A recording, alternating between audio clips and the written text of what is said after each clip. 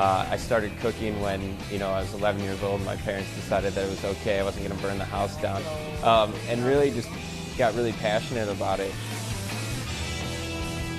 I want people to walk in, feel an energy that's going on here, which is why we play the rock music that we play, which is why the decor is the way it is. Get a fine dining meal, but without the pretentious service, without the price tag that normally goes along with fine dining restaurants.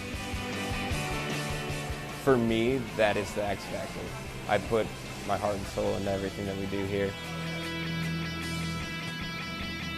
My business partner, Dan, stops by and talks to almost every table and really makes that level of comfort. And they just, can come in and sit down and just have a good time and not really care about their problems that they leave at the door.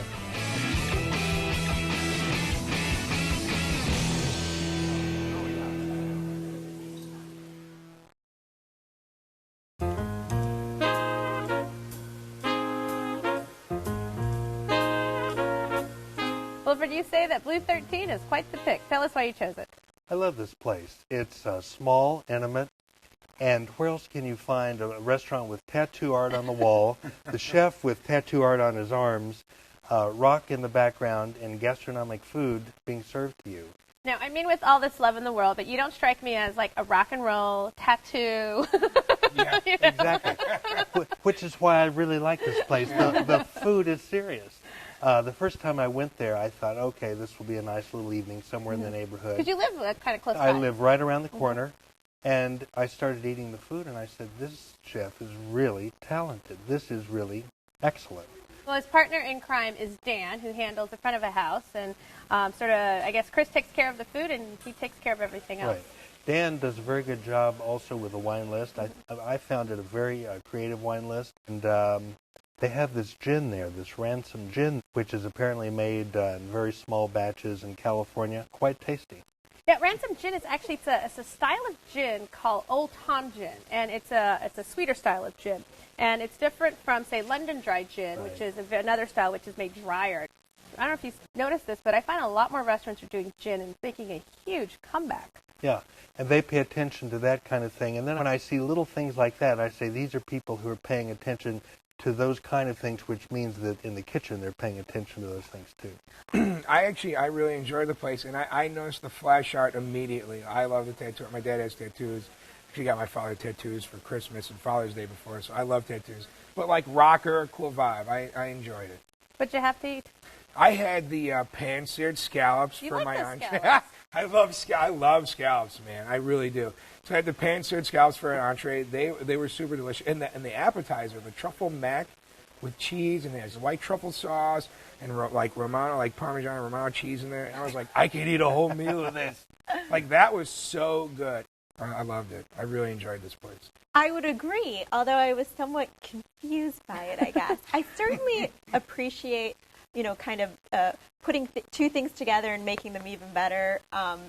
But I guess the way that I would think of it, it reminded me of like an adolescent going through puberty. Like I felt like it couldn't quite figure itself out. Like it was rebelling and it wanted to be the skater or the goth, but like it really just wanted to serve like nice, classy food.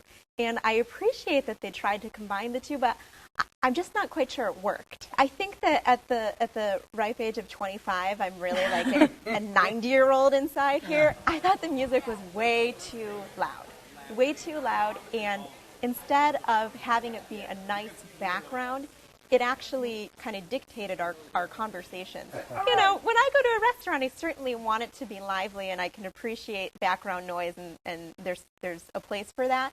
But it wasn't background noise. It sort of was a main entree all in of itself that I hadn't ordered. See, I agree, Sarah, that there's a disconnect, but I think it's sort of organic to them. These are two guys who are doing this. That's sort of what they're into. And it is a bit of a disconnect, but I think it's who they are. So what are some examples of dishes that you've had there that sort of kind of push the boundaries a little bit? Well, first of all, whoever goes there, you have to have, and I don't know if you had, Sarah, I don't think Monty had, the lobster pizza. I had it. And did you like it? It wasn't quite to your taste. I love the lobster pizza. Well, for $12, and, I was expecting a pizza with big lobster chunks on it, and For $12, you were. I mean, I knew it would be a little mini pizza, and that's fine. It's an appetizer. But when you put lobster as the first thing when you're describing the appetizer, I think it should really be showcased. And I didn't really taste it. The herbs were delicious. It was decadent, but I just felt like it wasn't quite what I thought I had ordered. I also got the deconstructed tomato Yes. caprese. Oh, yeah. How did you like that? Was good. I loved that the first time I had it. No. So it was interesting. I'm sorry. Did you not like it? No, I did not like it. I love tomato products, but I don't eat straight up tomatoes. I don't know what, I have a weird thing. I'm the same way, Sarah. So I was Same way. really excited about this Yeah. because it was tomato caprese, but not straight up tomatoes. And I really appreciated the inventiveness of it. That tomato water, to me, Really? it I liked wasn't it. for me. If you want to be adventurous and take a little sip of that water, be brave, to each his own. I'd rather get a tattoo. Right. They have a dish which I have not tried called steak and eggs on acid, which apparently is one of their signature dishes. Did anyone else have No, that? that looks It good, looked though. I saw great. it. Yeah, Looked yeah. I asked about the dish, and what it is, it's a plate, and then they smear fresh grated wasabi, and then you have pierogies. So it's kind of like wasabi and pierogies that are deep Yum. fried, Sounds and then the steak on top of it, and then a quail egg. Yeah, interesting. So Sounds that's good. And I said, what makes this sort of on acid? And he says, the colors. Oh, Okay. okay. Well, Wilfred, you picked Blue 13. Sum it up for us. Blue 13 is a restaurant with a rock vibe, tattoo art, but don't be fooled by that. It's serious food with a very talented chef. Monty?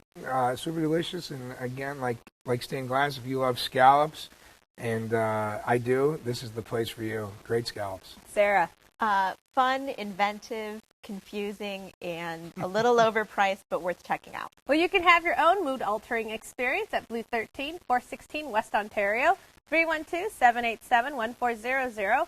Open for dinner only Tuesday through Sunday, and for brunch on Sundays. Reservations are accepted, and the average tab per person without drinks is $40.